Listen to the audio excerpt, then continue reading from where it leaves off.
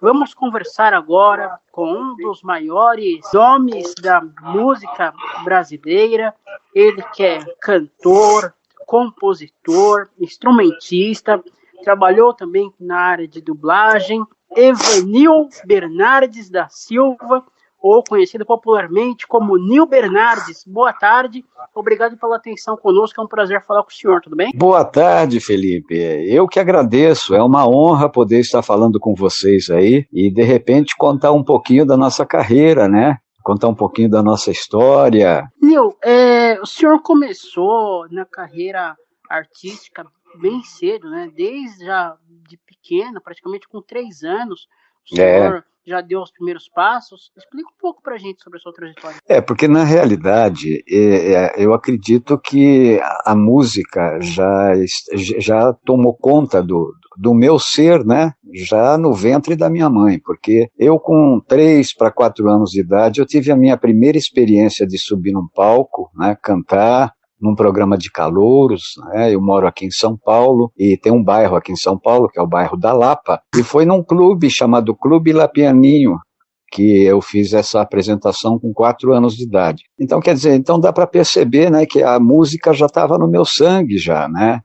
Então, e as pessoas ficaram encantadas com aquele garotinho com 3, 4 anos de idade, já com ritmo, afinação, né? E no concurso eu nem cheguei a participar como concorrente, porque eles acharam que seria uma injustiça para com os outros, né? Porque uma criança cantando bem, cantando afinada, tal, não seria. Aí me deram o prêmio de All Concours. Aí eu ganhei um prêmiozinho lá que eu me recordo até hoje. Inclusive nos festivais da escola também, né? O senhor sempre pegava em primeiro lugar. Isso, aí depois dos festivais da escola, depois quando eu comecei a estudar no colégio, né, aí a gente foi participar dos festivais. Nessa época que da minha juventude, nós chamávamos de conjunto, hoje é banda, né, então hoje é a banda de fulano de tal, a banda não sei de quem, na época era conjunto. Então nós tínhamos o nosso conjunto lá no bairro, na Vila Brasilândia, aqui em São Paulo, na Zona Norte, que eram os jovens atuais. Então os jovens atuais era eu, né? Eu tocava contrabaixo e cantava, era o Luizinho que tocava guitarra, base, e o Toninho, irmão do Luizinho, eles eram gêmeos, o Luizinho era solista, e o Zé Oscar, que era o baterista, e a gente participava dos festivais, a gente fazia os bailes de formatura, os bailes de escola, né? Então nos festivais aí eu comecei a compor, né? Fazer minhas músicas ali com meus 12, 13 anos de idade e participando e ganhando alguns festivais também. Inclusive um desses integrantes convidou o senhor para tocar depois, né, nas casas. Exato, exatamente.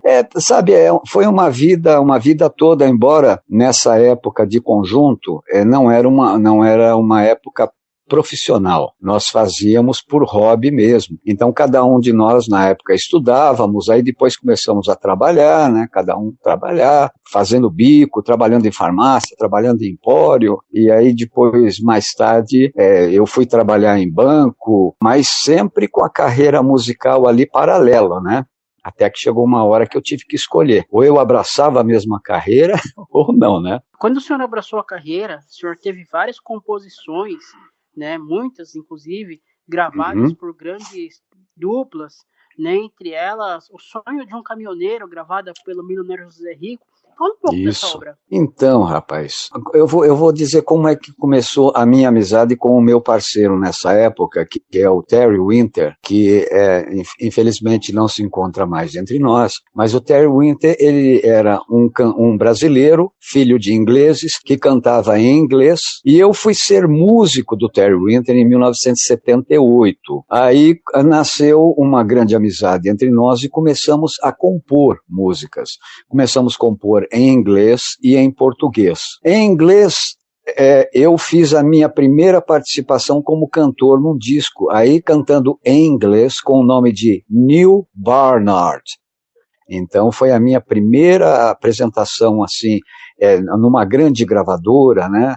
Cantando em inglês com o nome de Neil Barnard, fazendo uma participação com o Terry Winter nesse compacto dele. Aí começamos a fazer televisão, uma série de coisas. Aí começamos a compor também, compondo em inglês e compondo em português. Então, o que deu certo da gente compondo em português? Ele tinha a vivência dele do country music americano, e eu tinha a vivência da música sertaneja, porque a minha família toda é de Minas.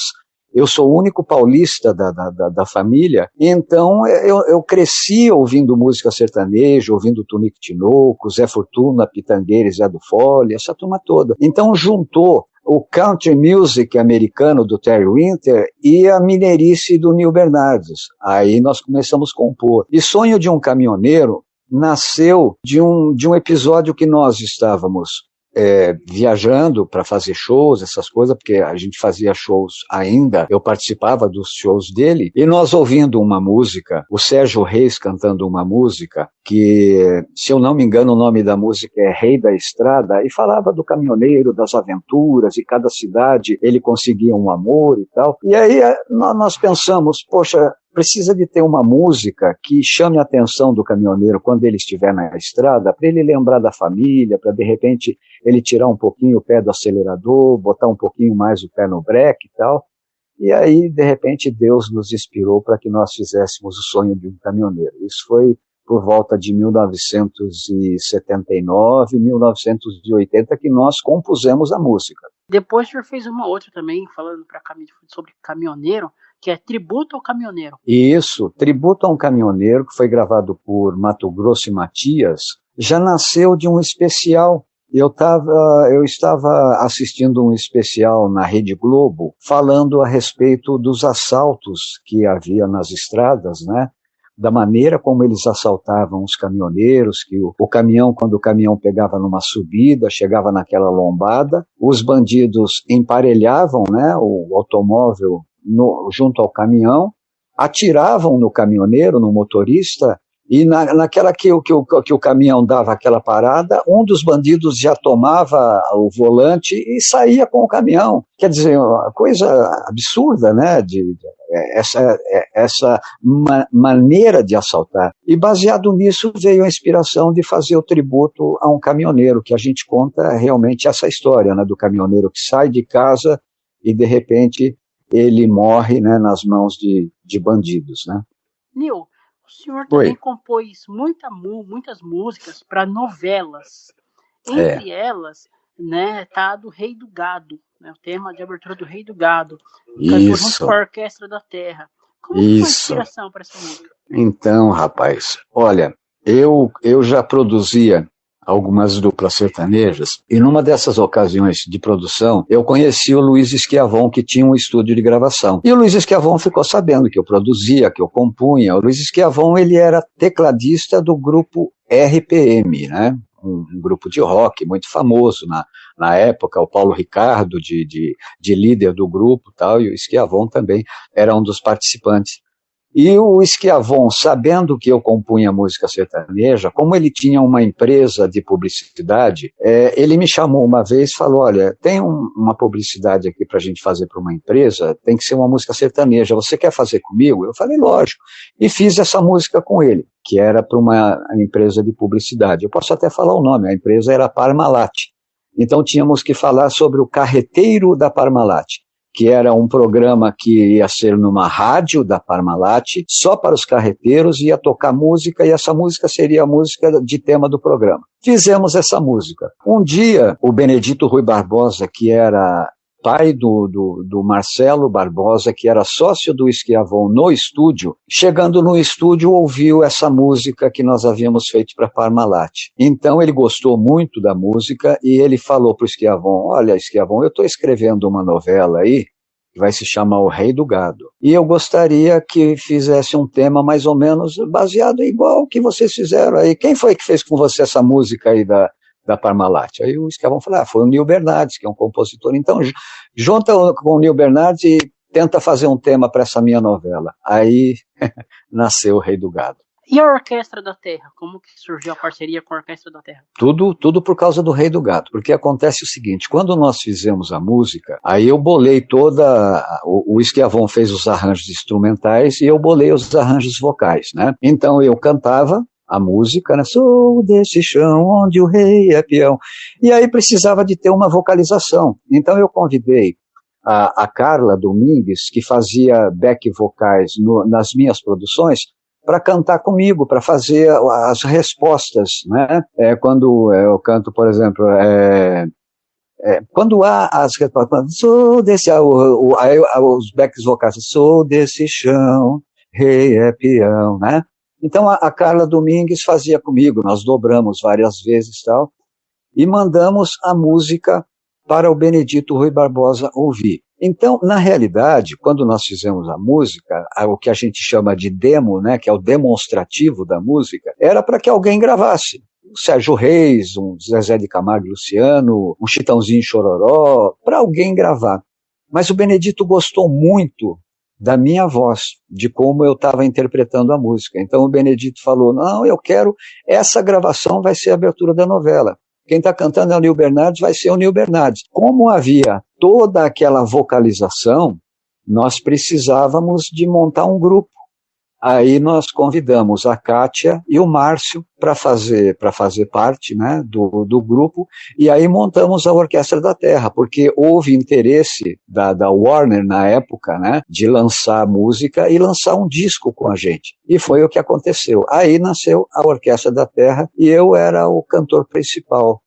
Aí a gente já pode chamar de banda, né, da banda, né. Senhor Nil, sobre a Kátia, é a cantora Kátia Oliveira, é outra Kátia? Fala um pouco pra gente. É a Kátia Furigo, né? A Kátia Furigo, ela é sobrinha de um amigo meu que tinha uma dupla na época, o Heitor e Henrique, né? O Heitor Furigo. E ele, quando nós estávamos montando a Orquestra da Terra, eu conversei com ele, comentei com ele, ele falou, olha, tem a minha sobrinha que canta numa banda, tal. E como nós precisávamos de ter uma morena, uma loira, nós já tínhamos a Carla, que já havia feito o demo comigo, né? Então nós trouxemos a Kátia, que era loira, e a Kátia acabou trazendo o Márcio, que cantava com ela nessa mesma banda de baile. O senhor fez também, depois, uma outra música que foi muito sucesso, inclusive em parceria com outros compositores, Quando a Gente Ama, interpretada pelo Oswaldo Montenegro. Isso, foi para uma novela também, né? Foi para a novela Sim a Moça, porque nós tivemos alguns temas, né, nas novelas do Benedito Rui Barbosa, né? Mesmo antes da Sim a Moça, nós tivemos o tema também na novela Esperança, né? Que a Laura Pausini cantava em italiano, mas a música foi feita em português, né? E a Laura e a Mafalda Minosi fizeram a versão em italiano. Mas falando do Quando a Gente Ama, nós estávamos compondo, o Fábio Caetano veio com a ideia da harmonia da música, e nós estávamos num grupo, eu, Bozo Barretti, o Fábio Caetano e o Marcelo Barbosa, no escritório do Marcelo Barbosa. Então o Fábio começou a dedilhar, fazer aquela harmonia e começou a pintar, né? O quem vai dizer ao coração? E fomos aí cada um falando uma coisa, tal, a letra aqui, botando aqui, e acabamos fazendo a música em 4 pessoas, que essa música é minha, do Marcelo Barbosa, do Bozo Barretti e do Fábio Caetano. Quando nós acabamos de fazer a música, nós fomos gravar a música, né, para registrar. Quando eu acabei de cantar, eu virei para o Marcelo e falei, Marcelo, algo me diz que essa música tem a cara do Oswaldo Montenegro. Aí o Marcelo falou, o Oswaldo é meu amigo, vamos ligar para ele. Ligou para o Oswaldo Montenegro, na hora botou ele para ouvir a música, ele adorou a música e acabou gravando, e a música foi tema da novela. Grande Oswaldo Montenegro. Como que o senhor vê o compositor hoje em dia, com essa questão de as gravações, sair tudo pelo streaming, tudo no computador hoje, né, por links. O compositor hoje, ele está mais valorizado ou não? Como que está essa situação? Olha, na realidade, tudo tem a sua época, né? Como eu comecei muito cedo com tudo isso na música, né? Eu comecei a compor e a viver da música também, e tendo como parte da minha vivência de música as composições, já foi no finalzinho da década de 70, né? Foi a partir de 77, mais ou menos, que eu já comecei a compor, colocar música com outros artistas e tal. Então, quer dizer, eu já peguei lá de trás, né? Então a coisa vem vindo,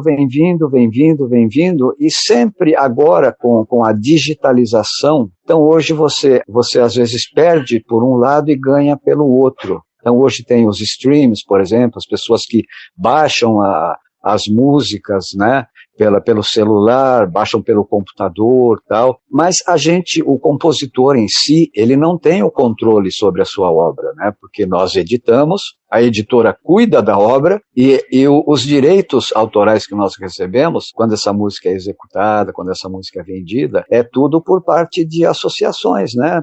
É por parte do ECAD, que é o Escritório Central de Arrecadação, que arrecada e depois distribui. Então, quer dizer, na realidade, quando chega para o compositor, chega de uma maneira que você apenas recebe, mas você não tem como provar se realmente aquilo é real ou não é. Então, essa é a maneira, por exemplo, que o compositor vive hoje, né? Com essa pandemia, lógico que houve uma mudança muito grande, parou-se muito, porque o compositor, ele também ganha nos shows, quando a sua música é executada nos shows. Então, nós estamos aí praticamente o ano todo sem shows, né? Houve algumas lives e tal, mas o legal mesmo eram os shows, quando as duplas que cantam as nossas músicas, as bandas que cantam as nossas músicas, né, cantavam ao vivo, e também isso era renda para nós, quando a música toca no rádio, se streama essas coisas. Mas o compositor, ele na realidade, ele consegue ganhar um bom dinheiro, um dinheiro razoável, quando a música é sucesso. Eu posso citar para você, por exemplo, com o sucesso da novela O Rei do Gado, eu pude comprar a minha casa, a casa que eu moro hoje, da onde eu estou falando aqui com você. Então, quer dizer, são ocasiões que realmente você tem que aproveitar, né? E você tem que investir de uma maneira que seja uma maneira legal. E a música Doce Mistério, que também era do Rei do Gado e também composição do senhor, gravada pelo Leandro e Leonardo? Então, rapaz, quando nós fizemos o tema de abertura da novela, O Rei do Gado, o Benedito Barbosa adorou, e aí o Benedito pediu, olha, o personagem do Antônio Fagundes, ele vai se apaixonar por uma moça que é plantadora de cana e tal. Na hora que ele falou isso, eu já pensei, poxa, mas isso é um mistério. Então, na realidade, nós fizemos a música Doce Mistério para ser dos personagens do Antônio Fagundes, que era o Bruno Mezenga, né, e da Patrícia Pilar. Mas acabou sendo o tema da filha do Bruno Mezenga, né, com o Almir Sater. Mas foi uma música gravada pelo Leandro e Leonardo e foi um grande sucesso com o Leandro e Leonardo. Então, quer dizer, isso não atrapalhou em nada, né, o fato de não ter sido o tema do casal principal da novela, porque a música por si fez sucesso. E esse disco da novela O Rei do Gado, até hoje, ele é o disco mais vendido de temas de novela, porque a soma dos dois discos, porque saiu disco 1 e disco 2, a soma dos dois discos passou de 4 milhões de cópias vendidas na época, isso em 1996. Nossa, na época realmente foi um estouro, uma grande novela, músicas belíssimas, né? Realmente foi marcou muito. E Eu e a Sabiá? Então, Eu e o Sabiá já foi o tema de outra novela, né? Quando nós fizemos o Eu e o Sabiá, o tema pintou de uma maneira assim, porque na realidade, quando pinta, eu nunca digo, sabe, eu fiz, sabe, eu fiz. Eu acho que é inspiração, é alguma coisa que sopra, sabe, é uma inspiração divina. Nós estávamos reunidos lá no escritório do Schiavon, compondo, tentando fazer músicas e tal, essas coisas, e de repente pintou essa ideia, Sabiá, vamos falar sobre o Sabiá, porque o Sabiá canta, o Sabiá é tão bonito e tal, e puxa vida, quem é que não gostaria de ser igual a um Sabiá, né? Cantar igual a um Sabiá. E aí pintou, né, a música. Quem me dera, Sabiá, ter o teu canto e arrancar essa tristeza do meu peito, né? Como o Luiz Schiavon já tinha essa ligação, né, comigo, da gente compor, da Orquestra da Terra, porque a Orquestra da Terra não durou muito tempo, né, porque eu já tinha a minha carreira de cantor individual antes da Orquestra da Terra, né, eu já havia gravado com o Boninho Bernardes e tal, então se tornou um pouquinho difícil a convivência, né, do grupo, porque é muito difícil você conviver em grupo. Então chegou uma hora que na Orquestra da Terra eu resolvi sair e fui retomar a minha carreira.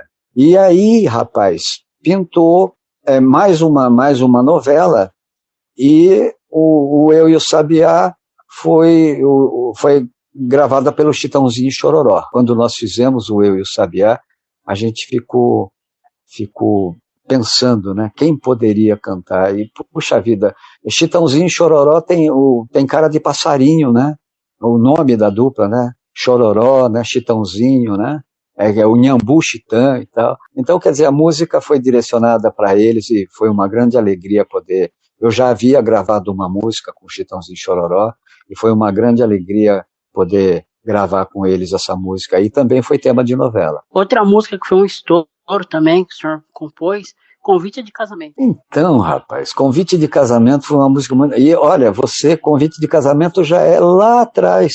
É no começo, quando eu começo a compor com o Terry Winter, no finzinho de 79 para 80, que nos encomendaram, pediram uma música para uma dupla nova que estava surgindo, chamava Ataíde e Alexandre, né? Que coisa, né? Depois estouraram, fizeram muito sucesso.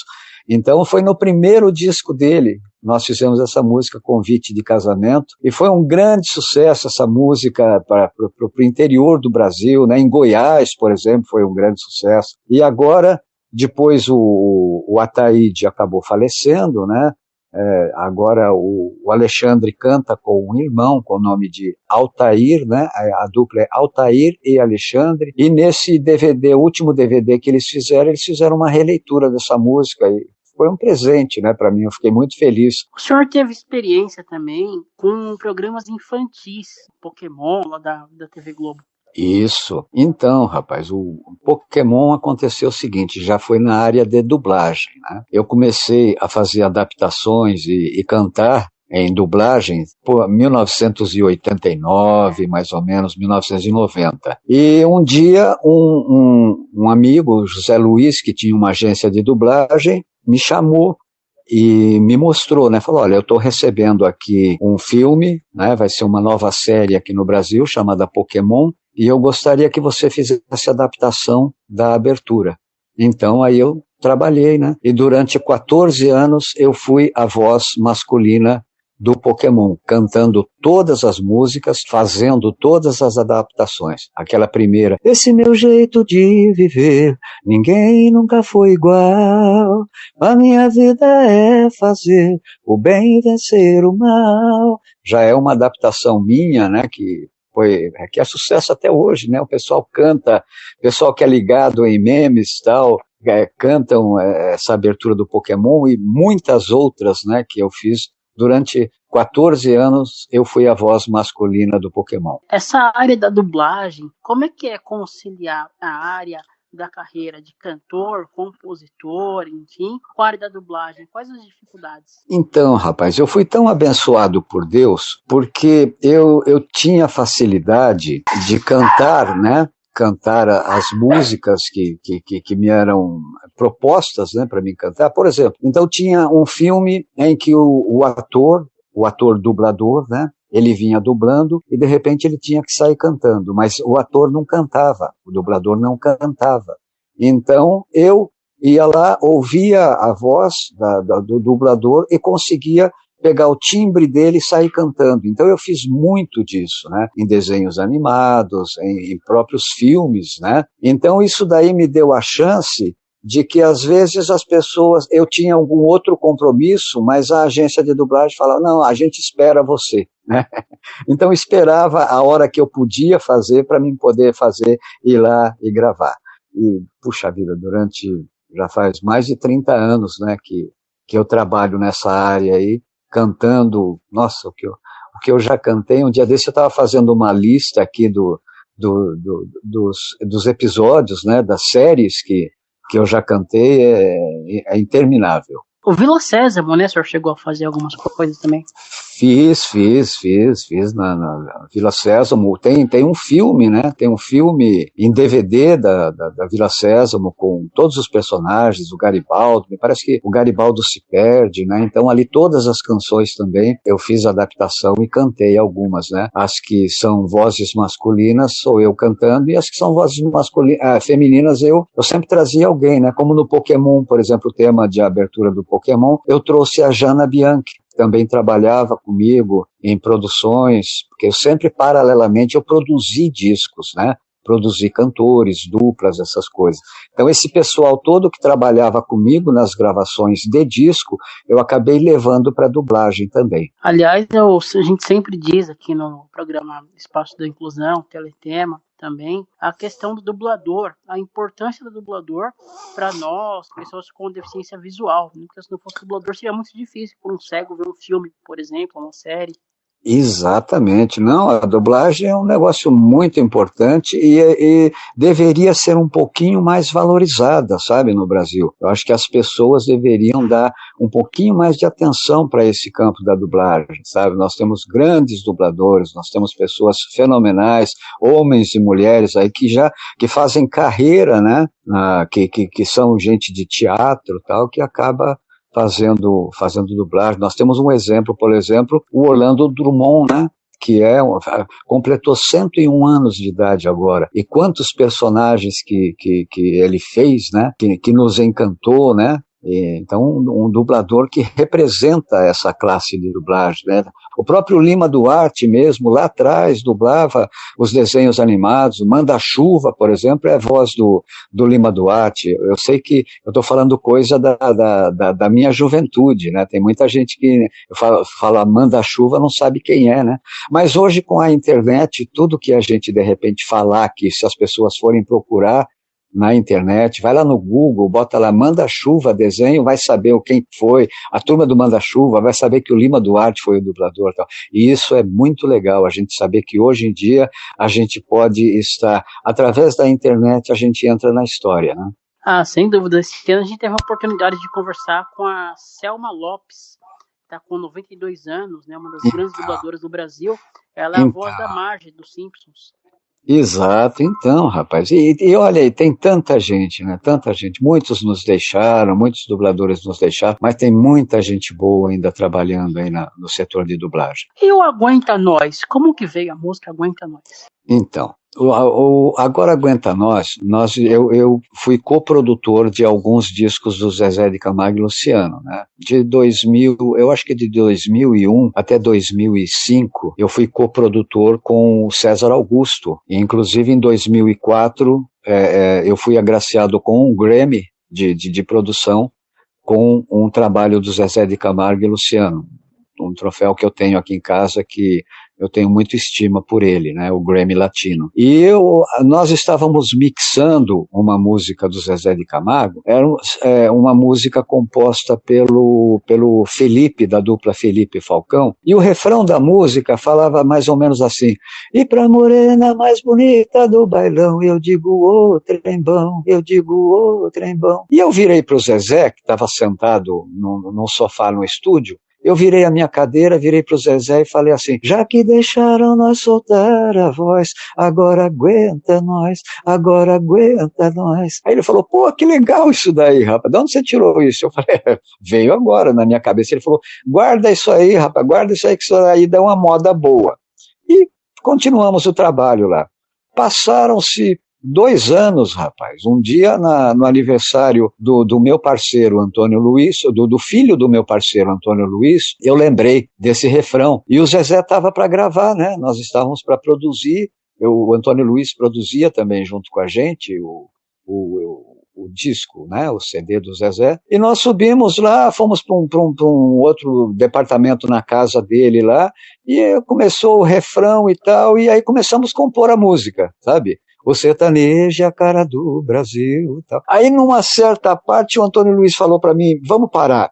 Falei: pô, vamos parar por quê? Ele falou: não, vamos convidar o Zezé para terminar essa música com a gente. Aí eu falei: então tá legal. Aí deixamos a música semi-feita, né? A música não estava pronta ainda. E no estúdio, a gente estava gravando o Zezé, de repente, batendo papo, o Zezé virou para mim e falou assim: poxa, Nil, eu tô achando que nesse disco tá faltando uma música para cima, alguma coisa assim, você não acha? Eu falei: ah, Zezé, não sei, mas tem aquela música, lembra daquela, já que deixaram nas outras. Ele falou: mas vocês fizeram essa música? Eu falei: não, essa música ainda não está pronta. Ele falou: então vamos fazer. Subimos para o outro local do estúdio lá, dentro de meia hora estava pronta a música. Naquele mesmo dia gravamos as bases e depois o César Augusto teve a ideia de convidar todo mundo para cantar, né? Então veio o Sérgio Reis, veio o Leonardo, veio o Christian Ralph, veio o Daniel, veio o Chitãozinho Chororó,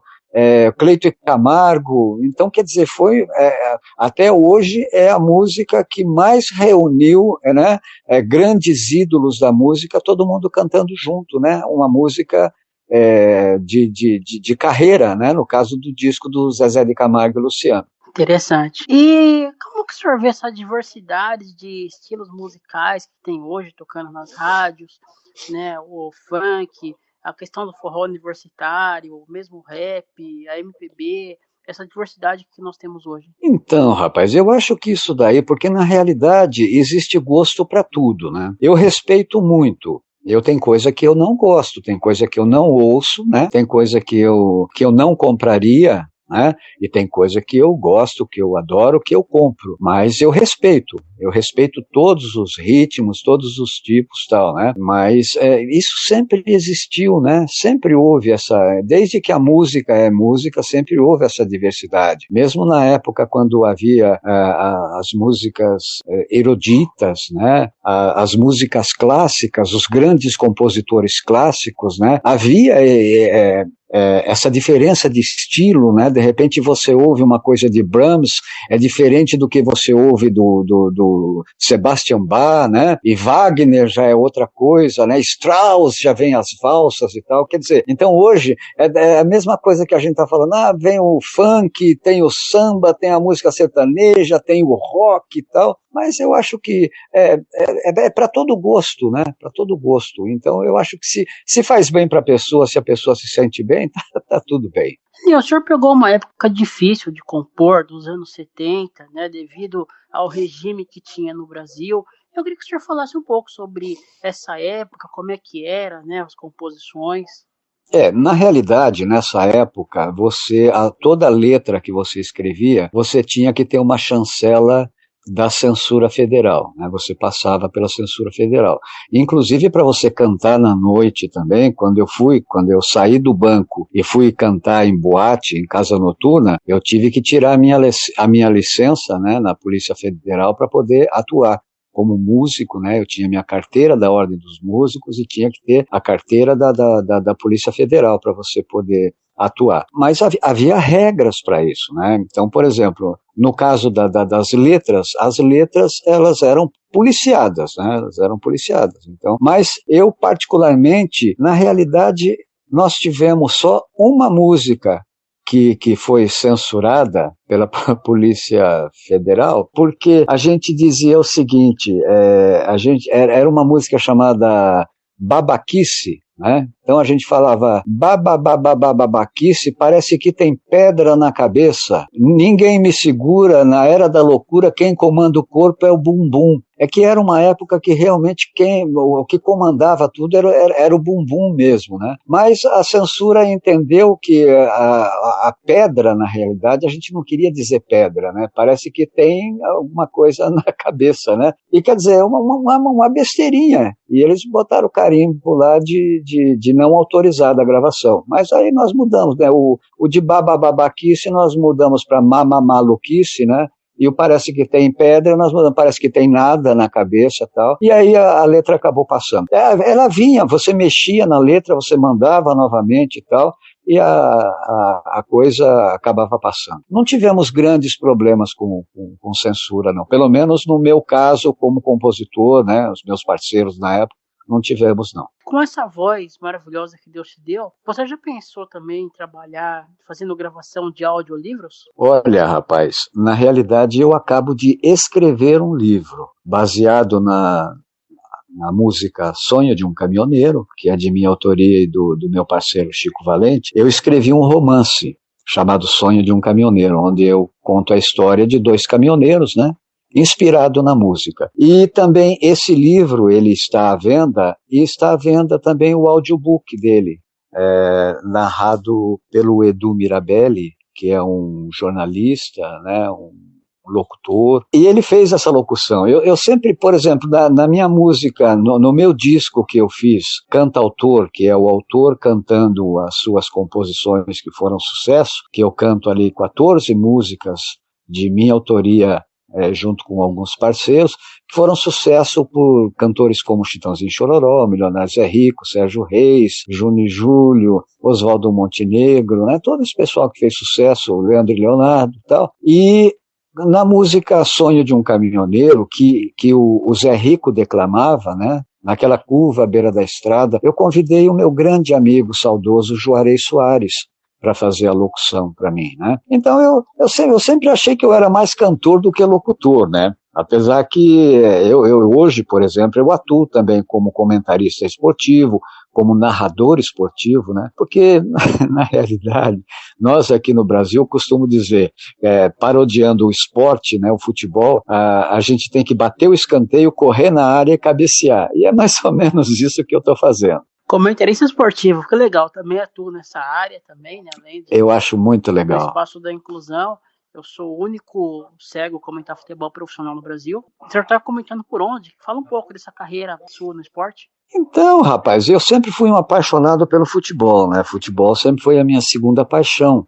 Quando eu comecei na música, eu também jogava futebol no colégio, cheguei a pensar até em, de repente, tentar me profissionalizar, procurar algum clube, alguma coisa, mas aí a música falou mais alto, né? Eu acredito até que eu sou melhor na música do que no futebol, apesar de não, como a gente diz, eu não sou bobo não, sabe? Eu sei bater minha bolinha assim, mas a música realmente falou mais alto. E sabendo que eu gostava muito de futebol, que eu acompanhava futebol, que eu entendia de futebol, o meu amigo Iório Neto, ele estava com uma rádio web, onde ele fazia transmissões de futebol. Aí a minha empresária, conversando com ele, falou, poxa, Iório, por que você não leva o Nil um dia, né? Para comentar uma partida de futebol para você lá e tal, como convidado. Ele falou, pô, legal, vou levar sim. E ele me levou uma vez como convidado. E aí, rapaz, não saí mais, aí acabou me contratando para ser comentarista. E eu, como comentarista, fiquei lá, estava já 1 ano comentando. Um dia, o menino que fazia a narração, ele morava em Santos, e num dos jogos,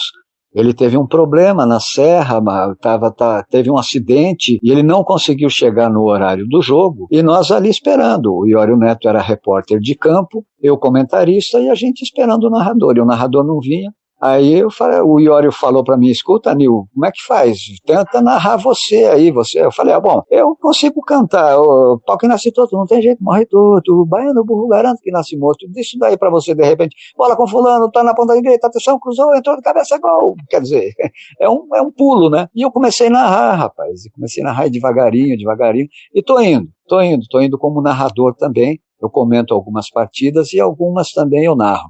Mas foi assim, foi meio Viva RTV na web.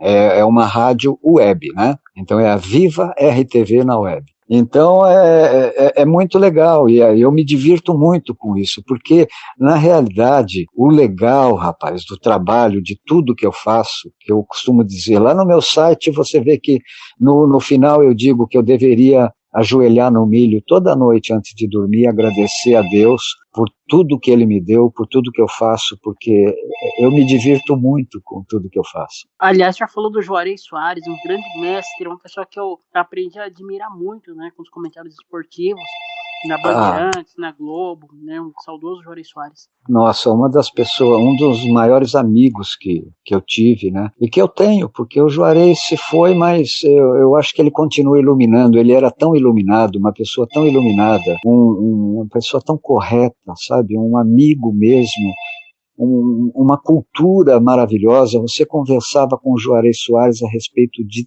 tudo, a respeito de política, de futebol, de música, de arte, de livros, sabe? Ele tem vários livros escritos, um grande poeta, temos músicas, inclusive, juntos, né? Letras deles e melodias minhas, tal. Então, quer dizer, foi uma perda muito grande o Juarez, mas a gente tem que entender, né, que a vontade de Deus, a gente não há como mudar, né? Todos nós temos o nosso momento, temos a nossa missão, e ao cumprirmos ela, a gente está nas mãos de Deus, né? Usando uma frase do saudoso Fiore Giliotti, ficará por todo sempre incrustado na ternura e na sinceridade do nosso cantinho de saudade.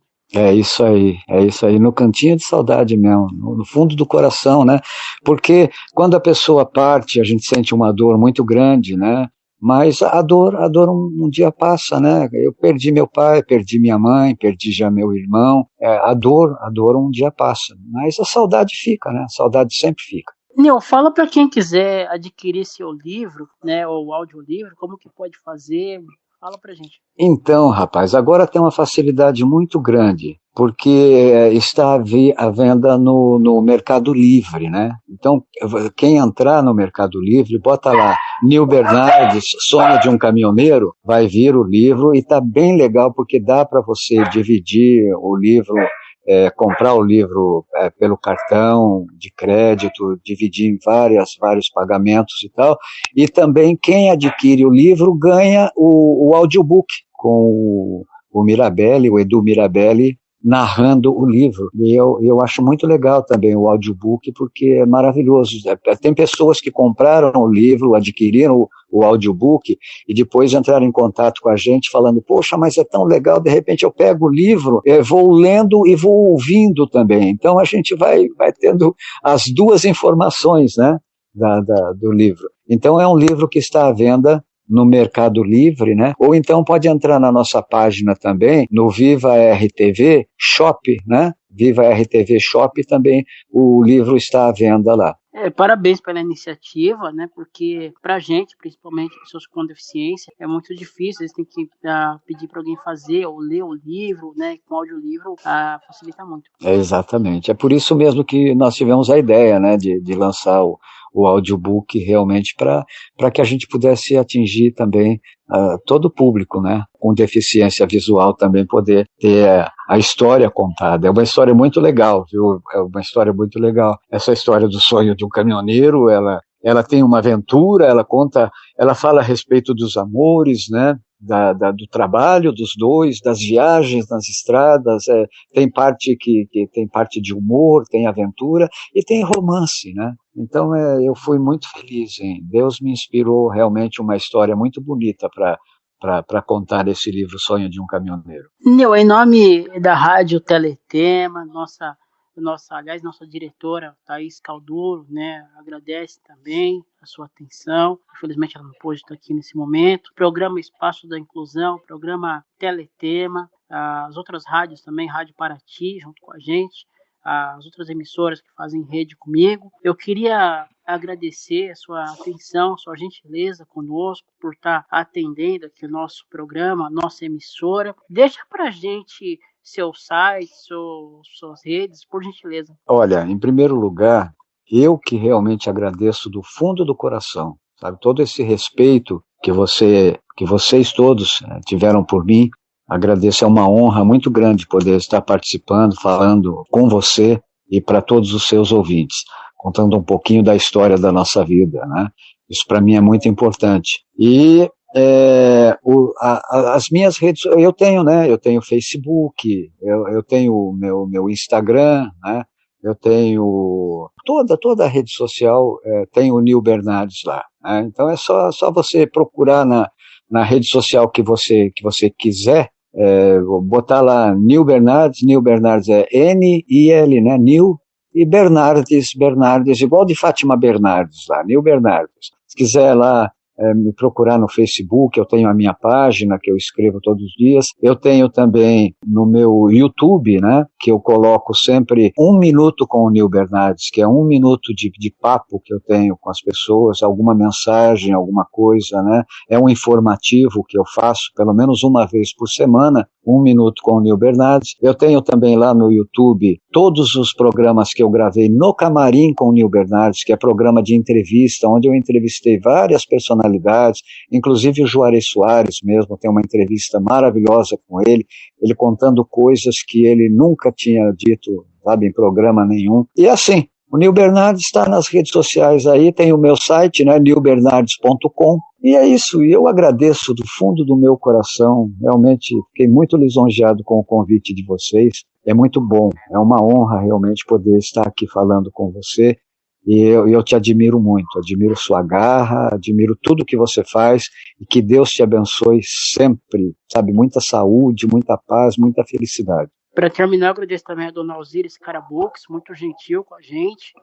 A minha empresária. Esse contato. Gostaria, para terminar, que você cantasse para a gente um pouco do tema do Rei do Gado. A gente poderia deixar de pedir essa música aí, marcou para a história. Com todo prazer. Vou fazer aqui a capela, hein? Vamos lá. Então sou desse chão onde o rei é peão, com um laço na mão, laça, fere e marca, deixando a ilusão de que tudo é seu, com coragem de quem vive, luta, sonha em ser mais feliz, e quem sabe será. Voam livres pensamentos seus que vão pelo ar, o fazem sonhar e sentir-se um Deus.